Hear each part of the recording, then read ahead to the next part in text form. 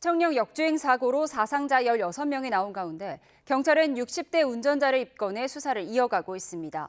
운전자 측은 브레이크가 말을 듣지 않았다고 진술하는 등 급발진을 주장하는 가운데 경찰은 블랙박스와 사고 기록 장치를 국립과학수사연구원에 수사 의뢰했습니다. 사회부 취재기자 연결하겠습니다. 윤태인 기자.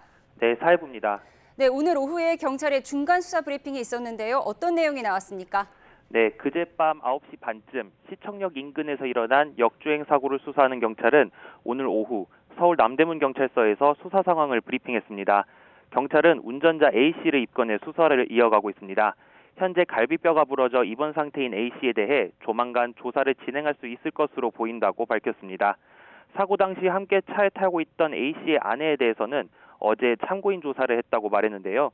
경찰 조사에서 A씨의 아내는 브레이크가 작동하지 않았다는 취지로 진술했다고 경찰은 설명했습니다.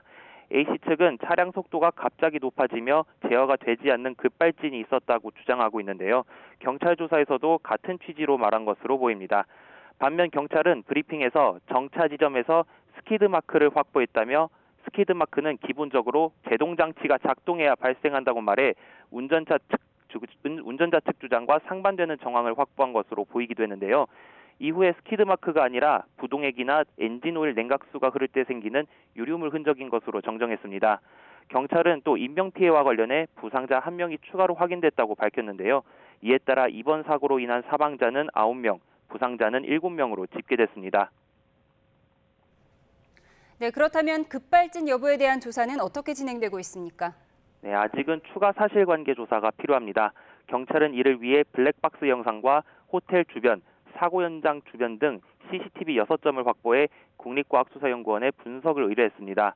이번 사고의 가해 차량인 A씨의 승용차는 물론 피해를 본 피해 차량 2대의 블랙박스도 모두 국과수에 전달했습니다. A씨의 차량 블랙박스에는 사고 당시 소리도 녹음된 것으로 파악돼 경찰이 자세한 내용을 들여다보고 있습니다. 또한 경찰은 국과수에 사고 차량에 대한 감정을 의뢰했습니다. 보통 급발진 여부를 확인할 때 쓰이는 차량 사고 기록 장치 EDR 분석에는 1달에서 2달 정도 걸리는 것으로 알려졌습니다.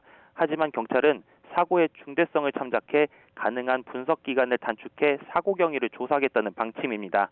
지금까지 사회부에서 YTN 윤태인입니다.